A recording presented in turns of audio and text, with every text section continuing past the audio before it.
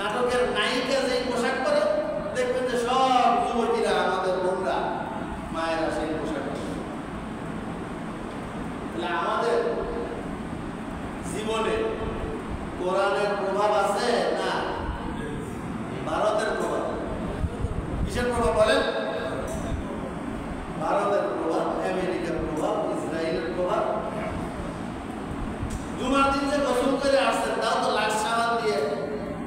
হইলে আসে। ঠিক কিনা বলছেন? তাহলে আপনার জীবনে আমার জীবনে ইসরায়েলের প্রভাব না পড়ে কিসের প্রভাব পড়বে? ইসরায়েল যদি মিছিল করে গিয়ে আবার কোকা-কোলা দিয়ে শরীর ঠান্ডা করতেছে।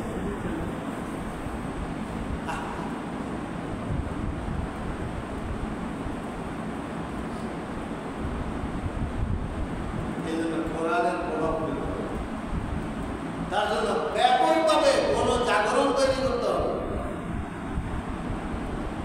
প্রত্যেকটা জুমার মসজিদে যারা মসজিদের কমিটি তাদের নিয়ত করতে হবে যে আমার জুমার নামাজে 100% মুসল্লি জুমার খুতবার আগে যে খুতবার আলোচনা হয় সেখানে উপস্থিতি কনফার্ম করতে হবে। এমন ব্যক্তিকে খতিব বানাইতে হবে যিনি কোরআনের সমসাময়িক বিষয়গুলো তুলে ধরে মানুষকে মানুষের জীবনে সেই কোরআনের প্রভাব বুঝাইতে পারে। তা না হলে সায়াতি আলান নাসি জামান লা ইয়াবকা মিনাল ইসলামি ইল্লা ইসমুহু ওয়ালা মিনাল কুরআনি ইল্লা রাসমুহু মাসাজিদুহা আমিরাতুন ওয়া হুয়া খারাবুন আনিল হুদা। আল্লাহ রাসূল বলে গেছেন আমার উম্মতের উপর এমন একটি সময় অতিক্রম করবে ইসলামের নাম ছাড়া আর কিছু পাওয়া যাবে না, কোরআনের লিখিত পাণ্ডুলিপি ছাড়া আর কিছু দেখা যাবে না। মসজিদগুলো হবে অট্টালিকা, কিন্তু সেখানে হেদায়েতের কোনো কার্যক্রম থাকবে না। রাসূলের এই কথার সাথে বর্তমান আমরা মেনে না মেনে? হ্যাঁ, এই যে ওই দিন ঢাকা গেলাম, ধানমন্ডি তারপর মসজিদে নামাজ পড়লাম, তো জিজ্ঞেস করলাম মসজিদের যারা মুরব্বী আছে, জিজ্ঞেস করলাম শুক্রবারে কত টাকা হবে? শুক্রবারে বার্ষিকদের টাকা হবে 5 লাখ এক এক শুক্র।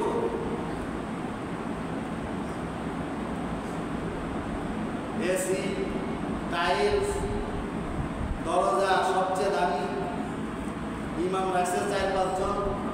এত টাকা কি করবে? করা তো লাগবে কিছু।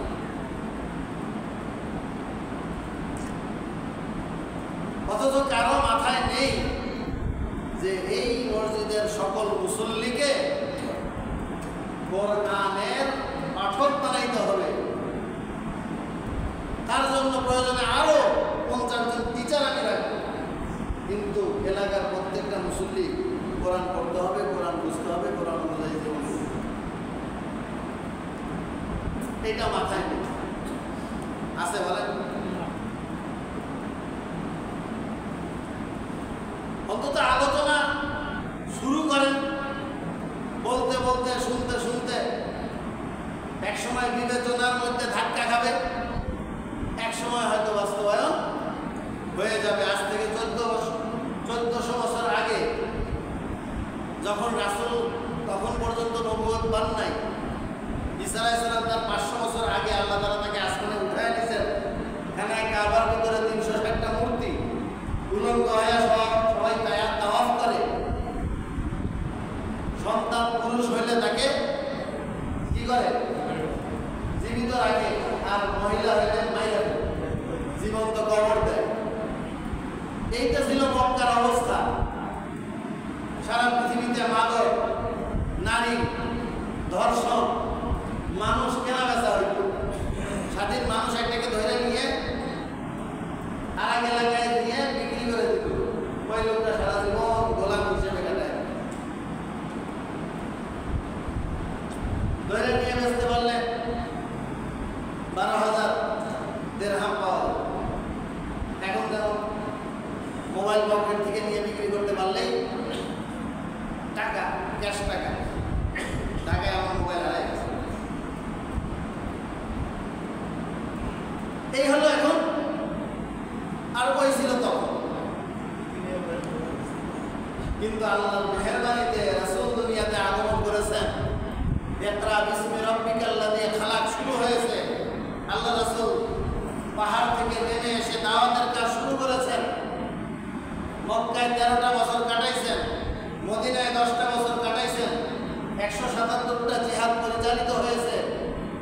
এরপরে খোলাফায়ে রাশেদা, এরপরে আইম্মায়ে মুজতাহিদিন, উমাইয়া, আব্বাসিয়া, এভাবে চলতে চলতে চলতে চলতে বর্তমান সারা বিশ্বের হকের ঝান্ডা বাহক হলো ওলামায়ে দেওবন্দ। তবলিগের মেহনত বলেন ওলামায়ে দেওবন্দ, মাদ্রাসার মুহতামিম বলেন ওলামায়ে দেওবন্দ। ভালো সহিহ আকীদা, সহিহ ঈমান আমলের কথা বলে মানুষকে ওয়াজ করে বুঝাইতেছে কে? ওলামায়ে দেওবন্দ। হেফাজতে ইসলাম কে? ওলামায়ে দেওবন্দ। হাক্কানি পীর মাশায়েখ কারা? ওলামায়ে দেওবন্দ। মসজিদে সঠিক কোরআন হাদিসের মেসেজ দিয়ে জুমার নামাজে খুতবা দিচ্ছেন কে? ওলামায়ে দেওবন্দ। সুতরাং বর্তমান বিশ্বের সবচেয়ে হকের ঝান্ডাবাহী কাফেলার নাম হলো ওলামায়ে দেওবন্দ।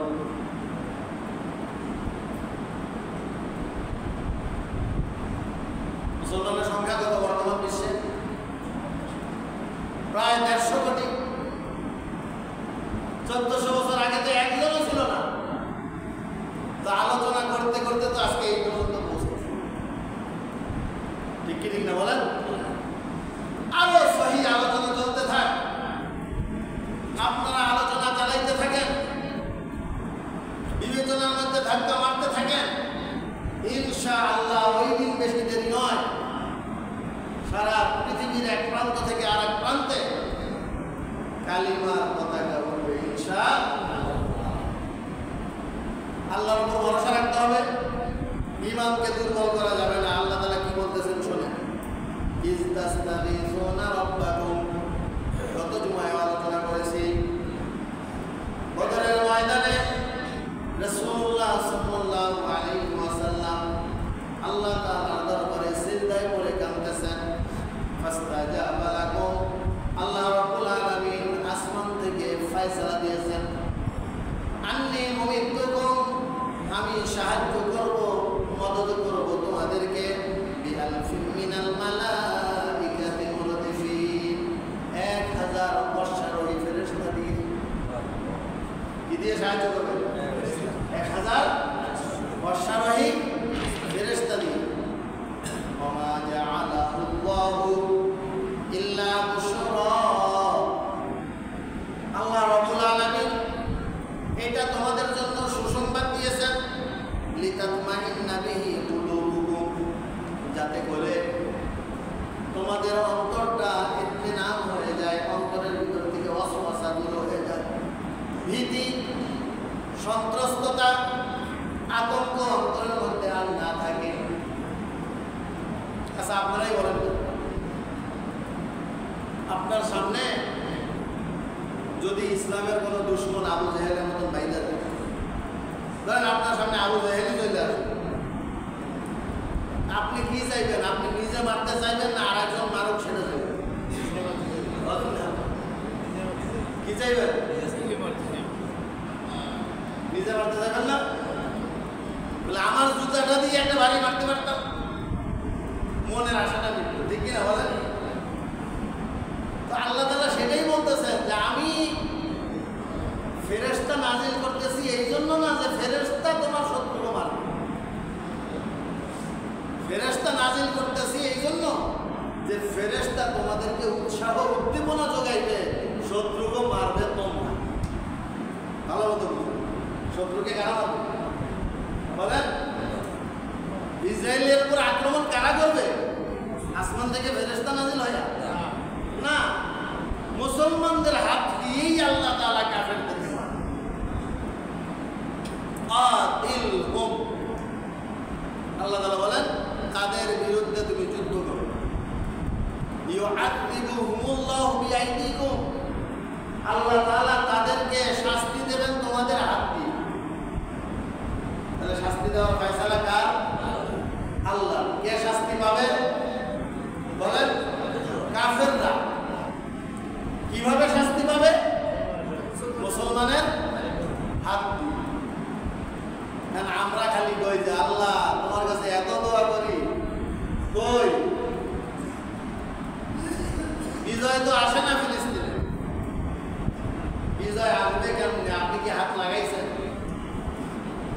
বলেন বিজয় আসবে কিভাবে? আপনি কি হাত দিছেন?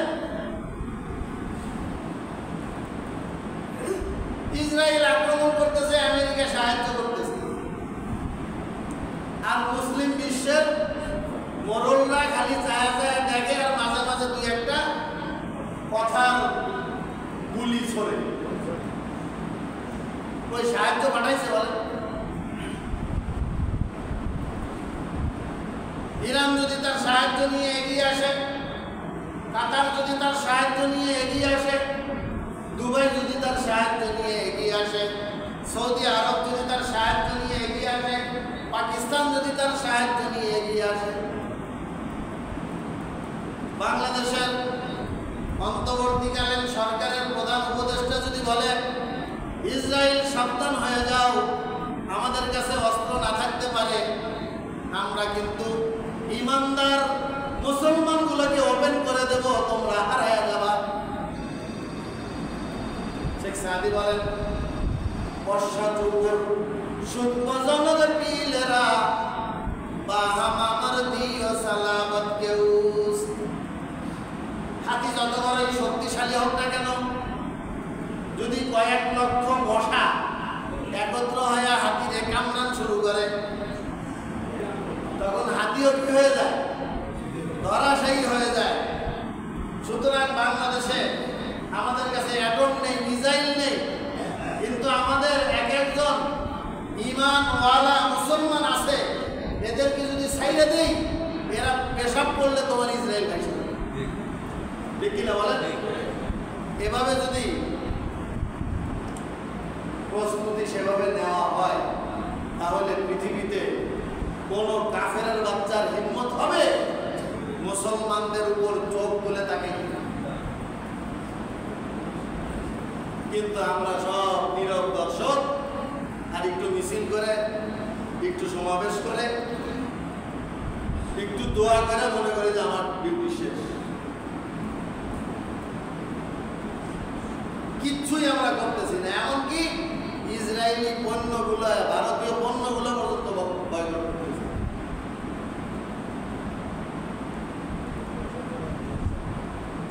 এই মুহূর্তে ইসরায়েলি পণ্য, ভারতীয় পণ্য, আমেরিকান পণ্য যেগুলো তালিকাভুক্ত, এগুলো ব্যবহার করা কোনোভাবেই যায় না।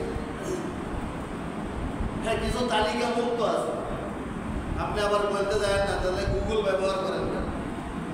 গুগল ব্যবহার করতে হবে, স্যাটেলাইট ব্যবহার করতে হবে। কেন? এগুলো একক তাদের আয়ত্তে নেই। এটা দিয়ে সারা বিশ্বের নেটওয়ার্ক চলতেছে, এখানে মুসলমানরাও ব্যবহার করতেছে, অমুসলিমরাও ব্যবহার করতেছে। এই জন্য আন্দাজের উপর কথা বলে নিজেদেরকে দুর্বল করা যাবে। যেগুলো তালিকাভুক্ত, এগুলোকে বয়কট করতে হবে, এবং এই বয়কট করার ব্যাপারে ব্যাপক পরিকল্পনা এবং উদ্যোগ গ্রহণ করতে হবে। আরো সচেতন করতে হবে, মানুষকে সজাগ করতে হবে। দোকানদাররাও পাইকারি মার্কেট থেকে আর কোনো ইসরায়েলি পণ্য কিনবে না, ভারতীয় পণ্য কিনবে না, আমেরিকান পণ্য কিনবে না। খুঁজে খুঁজে দেশি পণ্য অথবা মুসলিম বিশ্বের যে সমস্ত পণ্য আছে এগুলো কিনবে।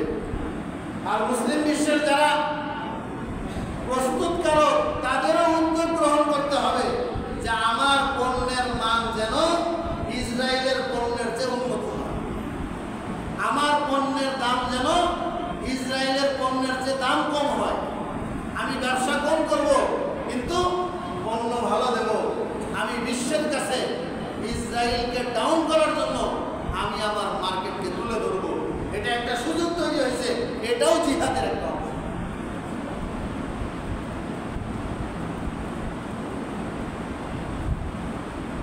আজকে মনে করতেছি আমরা গালাগালি দিতেছি আমাদের পলাতক বাহিনীদেরকে, যারা কোটি কোটি টাকা আত্মসাৎ করে, মেরে নিয়ে বিদেশের টাকা ব্যাংকে জমা করে এই দেশে চিরতরে ঘৃণার পাত্র হয়েছে। কিন্তু ভালো মতো খেয়াল করে দেখেন, এদেরকে এই ফর্মুলার উপরে উঠাইছে কেন? চাঁদাবাজি করে দেশের টাকা বিদেশে নিয়ে তোরা পালায়ে চলে যা, এই ফর্মুলার উপরে এই দেশের কোনো মেকানিজম উঠাইছে নাকি পার্শ্ববর্তী দেশ ভারতের ররা উঠেছে? বলেন কারা উঠেছে? এই আওয়ামী লীগ পতিত সরকারের ঘাড়ের উপরে চেপে বসেছিল ভারতীয় র, তারাই তাদেরকে এই সুযোগটা তৈরি করে দিয়েছে। এই জন্য বাংলাদেশের ইসলামের বলেন, বাংলাদেশের জনগণের বলেন, বাংলাদেশের সম্পদের বলেন, বাংলাদেশের রাজনীতির বলেন, এই সব কিছুর প্রকৃত দুশ্মন হইল ভারত। প্রকৃত দুশ্মনকে ভারত এবং ভারতের যে গোয়েন্দা বাহিনী কূটনৈতিকভাবে এই দেশের শিক্ষা, এই দেশের চিকিৎসা, এই দেশের রাজনীতি, এই দেশের অর্থনীতির ভিতরে রন্ধ্রে রন্ধ্রে ঢুকে তাদের প্রভাব বিস্তার করেছে। এই জন্য আমাদের খুব সতর্ক হইতে হবে, সজাগ হইতে হবে। আল্লাহর উপর ভরসা রেখে ঈমানের মজবুত ভিত তৈরি করতে হবে এবং সত্যের পথে ঐক্যবদ্ধ থাকতে হবে। আল্লাহ তাআলা আমাদেরকে তৌফিক দান করে বলেন আমিন। তাহলে আমাদেরকেই হাত লাগাইতে হবে। কি করতে হবে বলেন? আমাদেরকেই হাত লাগাইতে হবে। আল্লাহ তাআলা ফেরেশতা প্রস্তুত আছে না নাই? বলেন আচ্ছা, এবার বলেন, এই যে বদরের ময়দানে 70 জন কাফের মরল আর 70 জন কাফের বন্দী হইল, এদেরকে মারছে কারা? ফেরেশতারা না মুসলমান? মুসলমানরা মারছে। হযরত সাদ ইবনে আবি ওয়াক্কাস রাদিয়াল্লাহু তাআলা বলতেছেন, যুদ্ধ করতে করতে আমার হাতের তলোয়ার ভেঙে গেছে। হাতের তলোয়ার কি হয়ে গেছে? ভেঙে গেছে। আল্লাহ রাসূল একটা খেজুরের ডাল আমার দিকে নিক্ষেপ করেছে। খেজুরের ডালটা আমার হাতে আসার সাথে সাথে তলোয়ারে পরিণত হয়েছে। সুবহানাল্লাহ। কিসে পরিণত হয়েছে? সেই তলোয়ার দীর্ঘদিন পরে 200 দিরহামে বিক্রি হয়েছে। বরকতওয়ালা তলোয়ার, পুত্রওয়ালা তলোয়ার। রাসূলের হাতে ছিল খেজুরের ডাল, সাদ ইবনে আবি ওয়াক্কাসের হাতে এসে হয়ে গেছে কি? তলোয়ার। যেই আল্লাহর কুদরত বদরের ময়দানে ব্যবহার হয়েছে, কুদরত মানে তো ক্ষমতা বা শক্তি, আল্লাহর সেই ক্ষমতা বা শক্তি এখন আছে না নাই? আছে। কইবে গেছে না? বাস আছে। আল্লাহর শক্তি কমেও না বাড়েও না, চিরদিন যেমন ছিল চিরদিন তেমন থাকবে। আমরা আল্লাহর ক্ষমতাকে ব্যবহার করতে পারতেছি না, তার কারণ হইল আমাদের আল্লাহর কাছ থেকে সেইভাবে নেওয়ার যোগ্যতা। তাহলে আমাদের সেই যোগ্যতা অর্জন করতে হবে। ওমা জাআলাহুল্লাহু ইল্লা বুশরা, এই যে ফেরেশতা নাজিল করার সংবাদ তোমাদেরকে আল্লাহ তাআলা দিলেন, এটা হলো তোমাদেরকে সুসংবাদ হিসেবে, ওয়ালিতাতমাইন্না বিহি কুলুবুকুম, তোমাদের অন্তরকে মজবুত করার জন্য, ইত্মিনান করার জন্য। ওমান নাসরু ইল্লা মিন ইনদিল্লাহ, নিশ্চয়ই সাহায্য কেবলমাত্র আল্লাহর পক্ষ থেকে। সাহায্য কার কাছে চাইবো বলেন? কোন আমেরিকার কাছেও সাহায্য চাই না, কোন ইসরায়েলের সাহায্য আমাদের দরকার নেই, চায়নার সাহায্য আমাদের দরকার। অনেকে কয় হুজুর আপনারা যে এত বড় বড় কথা কন, যদি রাষ্ট্র আপনাকে হাতে দেয় আপনারা কেমন পাইছেন? হ্যাঁ, আপনাদের সাথে কি চায়নার সম্পর্ক ভালো, আমেরিকার সম্পর্ক ভালো?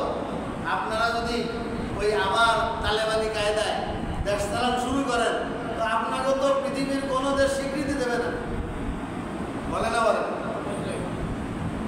আচ্ছা, আমাকেও দেশ চালানোর জন্য কোনো কাফেরের স্বীকৃতি না হলে চালাইতে পারবো না, এই বুদ্ধি আপনারা কোন শয়তান বলেন? আল্লাহ রাসূল যখন মদিনায় খেলাফত প্রতিষ্ঠা করলেন, চোরের হাত কাটা শুরু করলেন, জেনার রজম মারা শুরু করলেন, পৃথিবীর কোন দেশ রাসূলকে স্বীকৃতি দিছিল? বলেন দিছে?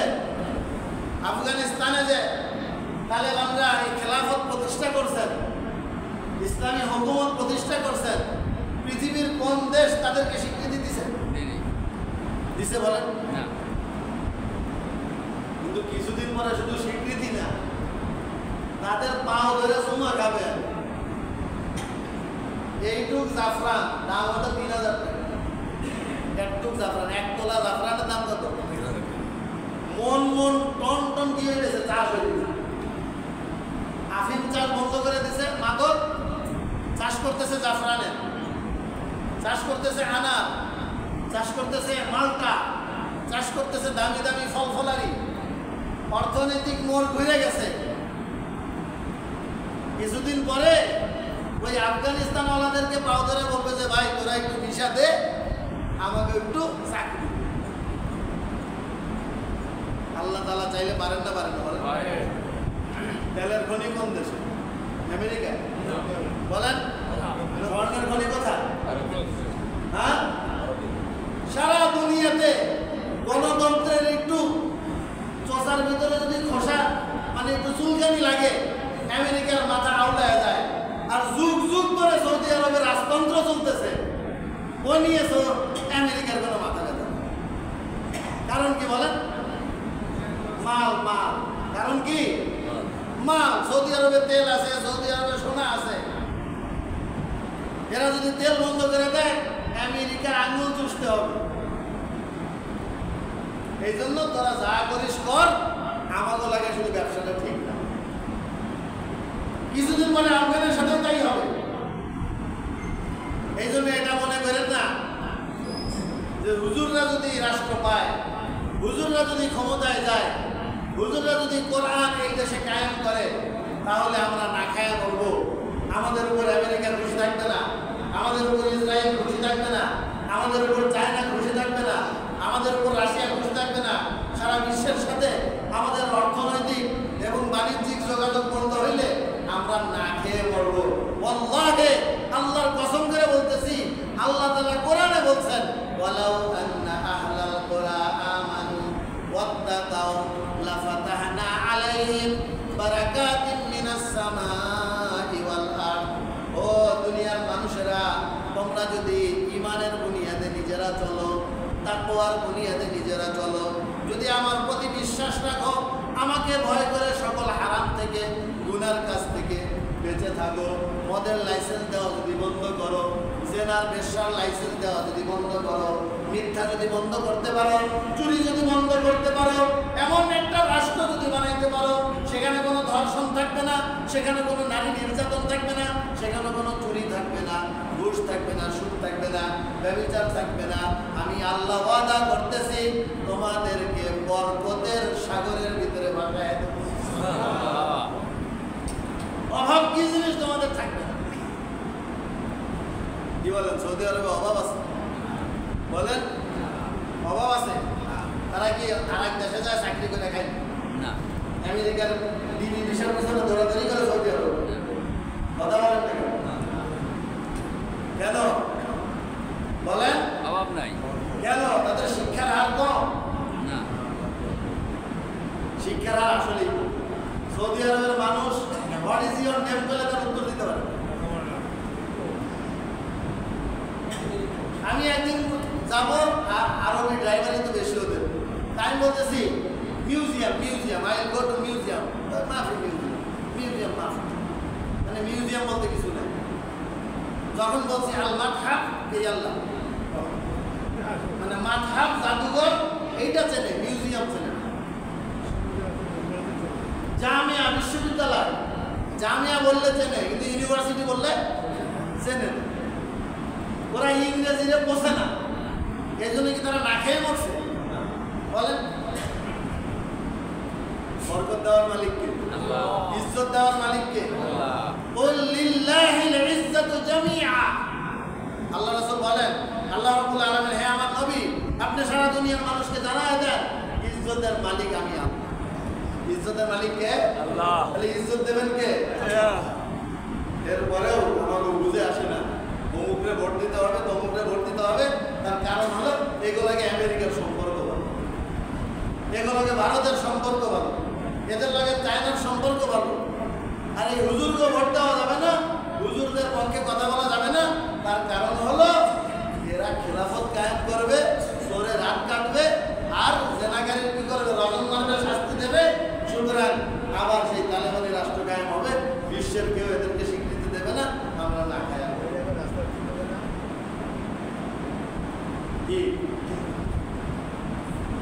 ঈমান মজবুত করেন, ভরসা কার উপর? আল্লাহ রাব্বুল আলামিন বলতেছেন, ইয ইউগাশশিকুমুন নুআস, যুদ্ধের ময়দানে আমি ঘুম পাড়াইয়া দিছি। আল্লাহু আকবার। যুদ্ধের ময়দানে আল্লাহ মুসলমানদেরকে কি পাড়াইয়া দিছে? ঘুম পাড়াইয়া দিছে। কেন? মাত্র 300, অস্ত্র নাই, আর ওরা 1000 সশস্ত্রে সজ্জিত। আল্লাহ কয় তোদেরকে আমি একটা অবচেতনার ভিতরে রাখলাম। বৃষ্টি হয়েছে হালকা, সারা রাত ভয়ে আতঙ্কে সিজদায় করে কাঁদছে। সকালবেলা যখন যুদ্ধের ময়দানে গেছে ঝুমতেছে। এরকম কি করতেছে? ঝুমতেছে। এরা কি যুদ্ধ করবে? ওই ঝুমনির ভিতর দিয়ে আল্লাহ রাব্বুল আলামিন এদেরকে এমন তাকত দিয়েছেন। দেখেন কি বলেন আল্লাহ, ইয ইউগাশশিকুমুন নুআসা আমানাতাম মিনহু, তোমাদের উপরে তন্দ্রা এসেছে। কি এসেছে বলেন? তন্দ্রা এসেছে। ওয়া ইউনাজ্জিলু আলাইকুম মিনাস সামা, আসমান থেকে বৃষ্টি নামছে। এমনি ঘুমে তুলতেছে, আবার কি নামছে? আসমান থেকে বৃষ্টি নামছে। ওয়া মাআন লিইউতাহিরাকুম বিহি, এই পানি দ্বারা তোমাদের অন্তরে যে আতঙ্ক ছিল, ওয়াসওয়াসা ছিল, সেই ওয়াসওয়াসার আতঙ্ককে আমি আল্লাহ দূর করে দিছি। ওয়া ইউযহিবা আনকুম রিজসাশ শাইতান, তোমাদের অন্তরের ভিতরে যে শয়তানে ওয়াসওয়াসা ঢেলেছিল যে আমরা অল্প সংখ্যক মানুষ, কাফেররা অনেক, আমরা তো এই বিজয় অর্জন করতে পারবো না। বলে ইউরবিতা আলা কুলুবিকুম ওয়া ইউসাব্বিতু বিহি আকদাম, তোমাদের অন্তরকে আমি মজবুত করে দিয়েছি এবং তোমাদের কদমকে আমি শক্ত করে দিয়েছি। ইয ইউহি রাব্বুকা ইলাল মালাইকা, ওই সময় ফেরেশতারা নাজিল হয়েছে। ফেরেশতারা কি নাজিল হয়েছে? দেখতেছে আমরা মুসলমান 313 না, বরং 1313। 313 না, বরং 1313। আর ওরা কত? 1000। এইবার ফেরেশতারা আওয়াজ দিতেছে, কি বলে? আন্নী মাআকুম, আমি তোমাদের সাথে আছি। কারা বলে? ফেরেশতারা বলে। ফাসাব্বিতুল লাযিনা আমানু, ও ঈমানদাররা তোমরা মজবুত থাকো। সাউলবি ফি কুলুবিল লাযিনা কাফারুর রুবা, এইবার আমাগো 1313 দেখা ওই কাফেরের বাচ্চারা ভাগা শুরু করছে। কি শুরু করছে? ভাগা শুরু করছে। ফাদরিবু ফাওকাল আনাক, এইবার যখন ভাগা শুরু করছে, গর্দান বেড়ায়া বেড়ায়া মারো। কি বলেন? কোথায় মারতে হবে? মনে করেন 50 জন মানুষ যদি কাল্লা পাইতে দেয়, আপনি একলা, একটা তলোয়ার মারা কঠিন না সহজ? ওরা তো আপনার বিরুদ্ধে যুদ্ধ করতেছে না, কি করছে? কল্লা পাইতে দিচ্ছে, ভাগতেছে, মানে ওরা এদিকে কি হচ্ছে তার দেখতেছে না। তা আপনি পিছন থেকে 1টা 2টা 3টা 50টা ফেলায়, তাহলে 1000 তো আর ফেলানোর দরকার নাই। 70 জনের ফেলাইছে। কয়জনের কল্লা ফেলাইছে? 70 জনের কল্লা ফেলাইছে। তো 70টা কল্লা ফেলাইতে বেশি তলোয়ার তো লাগে, 2-3টা তলোয়ারই হয়। আবার ফেরেশতারা কয়ে দিতেছে, ফাদরিবু ফাওকাল আনাক, গর্দান বেড়ায়া মারো। ওয়াদরিবু মিনহুম কুল্লা বানান, জোড়ায় জোড়ায় মারো। এই যে এখানে জোড়া আছে না, এখানে মারো। এখানে জোড়া আছে না, এখানে মারো। এই কবজির জোড়া আছে না, এখানে মারো। মাঝখানে মারো। তোমার তলোয়ার দিয়ে যদি মাঝখানে মারো, তাহলে হাড্ডির সাথে কুতা খায় গোস্ত কাটবে, হাড্ডির ওইখানে যায় ফেরত আসবে, কাজ হবে না। জিহাদ কেমনে কোরআন শিখেছে, কোথায় মারতে হবে তাও কোরআন শিখাই দিছে। অথচ একদল দালাল ইহুদিদের, তারা বলে যে ইসলামে কোনো যুদ্ধ বিগ্রহ নেই, ইসলামে মারামারি কাটাকাটি নাই। কেমনে মারতে হবে সেটাও কোরআনে বলছে না, বলে বলেন? হ্যাঁ, মারামারি নাই কোথায়? আপনার ঘরের ভিতরে মারামারি চলবে না, আপনার সমাজের মধ্যে মারামারি চলবে না, আপনার দোকানে মারামারি চলবে না, অফিসে আদালতে মারামারি চলবে না। মায়ের আছে 3 জায়গায়। কয় জায়গায়?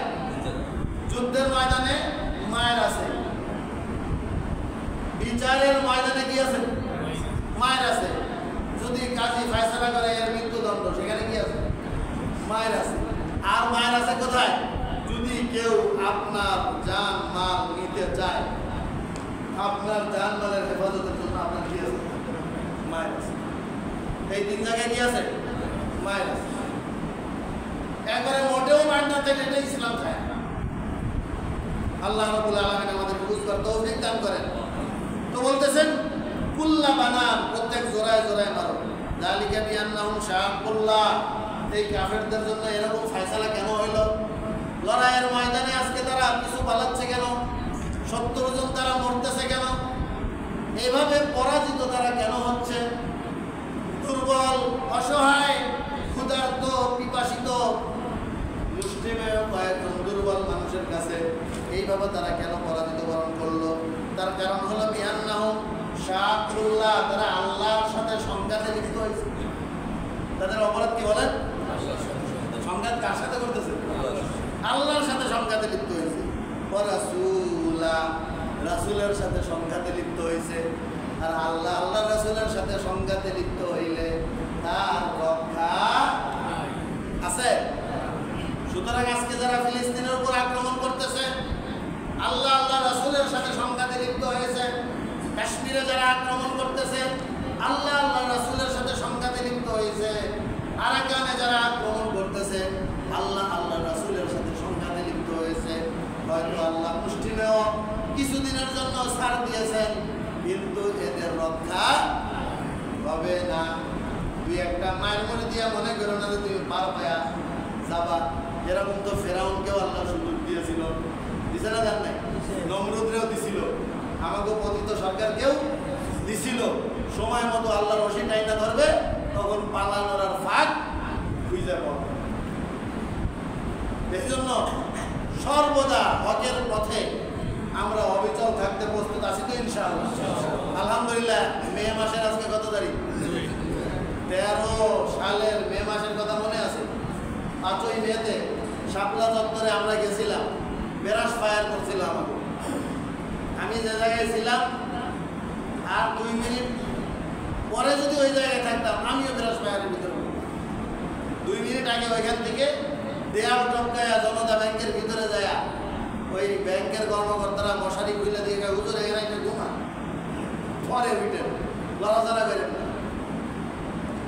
কিছুক্ষণ পরে দেখতেছে দেয়ালের উপরে কি চলতেছে? 3 যৌথ বাহিনীর ব্রাশ ফায়ার চলতেছে। ওই রকম দিন পার করে আসছি। এখন যে দেশের মধ্যে যা চলতেছে, আন্তর্জাতিকভাবে মুসলমানদের উপর যা চলতেছে, আমরা কি বসে থাকতে পারি? তাহলে হেফাজতে ইসলাম কি বসে থাকতে পারে? আমরা সকল মুসলমান হেফাজতে ইসলাম। ওই সময় ঢাকা থেকে যখন ফিরে আসছি, কয় হুজুর আপনি তো হেফাজতে ইসলামের জেলা সভাপতি। বলে হ্যাঁ। আপনাদের অফিস কোথায়? বাগেরহাটের প্রত্যেক মসজিদে হবো।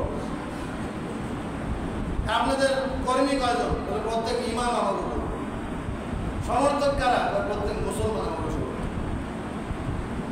দেখছেন না ওই সময় কি পরিমাণ গোয়েন্দারা তৎপর ছিল? আমি এই গোয়েন্দা ছিল। আসলেও তো তাই। আমরা যখন ঢাকায় গেছি, যাওয়ার পথে ওই যে তার 1 মাস আগে এপ্রিলের 6 তারিখে লং মার্চে গেলাম, যখন সব বন্ধ। যাওয়ার পথে এমন কোনো ফলের দোকান, তারপরে আপনার জুসের দোকান, আখের রস বিক্রি করে এমন কেউ ছিল না যারা আমাদেরকে ফ্রি খাওয়ায়। হুজুর যত পারেন খান, টাকা দেওয়া। আপনারা আল্লাহর জন্য যাইতেছেন, রাসূলের পক্ষে যাইতেছেন, নাস্তিকদের বিরুদ্ধে যাইতেছেন। আমরা যেতে পারতেছি না, অন্তত আপনাকে 1 গ্লাস আখের রস তো খাওয়াইতে পারবো। ভাঙ্গায় দিয়ে এক মাদ্রাসার মোহতামিম রাত 2টার সময়, আমরা হাইটা যাইতে যেতে রাত 2টা বাজছে। হুজুর আমার এখানে বিশ্রাম নেন, গরু জবাই করছি, খায়া দেয়া রেস্ট নিয়ে তারপরে প্রায় 500 লোক ছিলাম। ওইখানে বসে আমরা গরুর গোশত দিয়ে ভাত টাত খায়া এখন সাথীদেরকে বললাম যে কি ঘুমাবে, কিসের ঘুম, তাড়াতাড়ি চল। ভাঙ্গা থেকে মাওয়ার ঘাট পর্যন্ত যাইতে যেতে ফজরের আজান হয়ে গেল। ঘাটে গিয়ে এক মসজিদে ফজরের নামাজ পড়লাম। নামাজের পরে এখন দেখি লঞ্চ, ফেরি, নৌকা, ট্রলার সব বন্ধ। বলে যাওয়া কেমনে? হুজুর অনুমতি দিলে সাঁতার দেওয়া যাবে। বললাম না, তা দেওয়া যাবে না, দোয়া করো। সবাই দোয়া করতে থাকলাম। কয়েকজন অফিসার যারা ওই পারে অফিস করে এই পারে তাকে পারে নৌকার মধ্যে উঠছে, বিশাল নৌকা। ওর ভিতরে আমাকেও একসাথে যায় উঠছে। বেশি জলপাওয়ালা কিছু বলাবেন থাকে না, উঠলে এটা ধমকায় নামায় দিছে। নামায় দিলে এই লোকটা তো মনটা খারাপ হয়ে গেছে, কাঁদো কাঁদো অবস্থা। এর ভিতরে একজন হ্যাংলা করে, বাকরিওয়ালা, মাথায় টুপি পাগড়ি, হাতে বাঁশি। তাই সবাই একটু নামেন, আগে নামেন, তারপরে কইতেছে। সবগুলো নামায় দিছে। তাই হুজুররা আপনারা সব ওঠেন, আমাকে সবগুলো উঠাই দিছে। মাঝিরে নৌকা ছাড়েন, নৌকা ছেড়ে দিচ্ছে। ওই দিন শুধু ওই একটা নৌকাই পদ্মার এপার থেকে ওপারে গেছে, দ্বিতীয় আর কোনো নৌকা যেতে পারে। সেখানে আল্লাহ তাআলা আমাদের করেছে। এই সাহায্য কোত্থেকে বলেন? এই যে বদরের ময়দানের সাহায্য, এখনো আপনি ময়দানে নাই না, দেখেন আল্লাহ আপনার জন্য সাহায্য পাঠাবে। আগামীকাল 3 তারিখ সোহরাওয়ার্দী উদ্যানে আহমদ শফি তো আর দুনিয়াতে নেই। ওনার স্থলাভিষিক্ত হযরত শাহ আল্লামা মহিবুল্লাহ বাবুনগরী, বর্তমানে হেফাজতের সভাপতি, উনি মহাসমাবেশ ডেকেছেন। এই ভারতের বিরুদ্ধে, ইসরায়েলের বিরুদ্ধে এবং বাংলাদেশে এখনো অনেক ওলামায়ে কেরাম যাদেরকে মিথ্যা মামলায় জড়ায় দিয়েছে, 21শে আগস্টের গ্রেনেডের হামলার মামলায় এখনো অনেকে জড়িয়ে রয়েছে, মুক্তি পায়নি। 76 কেজি বোমা হামলার মামলা এখনো অনেক ওলামায়ে কেরামের নাম দিয়ে দিয়েছে, তারা এখনো মুক্তি পায়নি, জেলখানে ঘুরতেছে। এরকম অসংখ্য ওলামায়ে কেরামের মুক্তির দাবিতে আগামীকাল কি হবে? মহাসমাবেশ হবে। বাগেরহাটের বিভিন্ন পয়েন্ট থেকে ইনশাআল্লাহ গাড়ি যাবে। আপনারা যারা যেতে ইচ্ছুক যোগাযোগ করেন আমার সাথে। তারপরে মোহাম্মদুল্লাহ আরিফি আল ইসলাম মাদ্রাসার মোহতামিম, উলুমে শরিয়ার মোহতামিম মুফতি রফিকুল ইসলাম, যাত্রাপুর ক্যাডেট মাদ্রাসার মোহতামিম মুফতি রুহুল আমিন সাহেব, আরও অন্যান্য সরাই মাদ্রাসার মৌলানা জাহিদ সাহেব, আবরারুল হক সাহেব। আমরা যে কোনো ব্যক্তির সাথে যোগাযোগ করলে আপনি যেতে পারবেন। আজকেই যোগাযোগ করেন, কালকে খুব ভোরে গাড়ি ছাড়বে, আবার দিনের বেলায় চলে আসবে। 1000 টাকা গাড়ির আপ-ডাউন খরচ। আল্লাহ তাআলা আমাদেরকে তৌফিক দান করেন। ওয়া আখিরি দাওয়ানা আলহামদুলিল্লাহি রাব্বিল আলামিন। যাদের সুন্নত বাকি আছে পড়েন।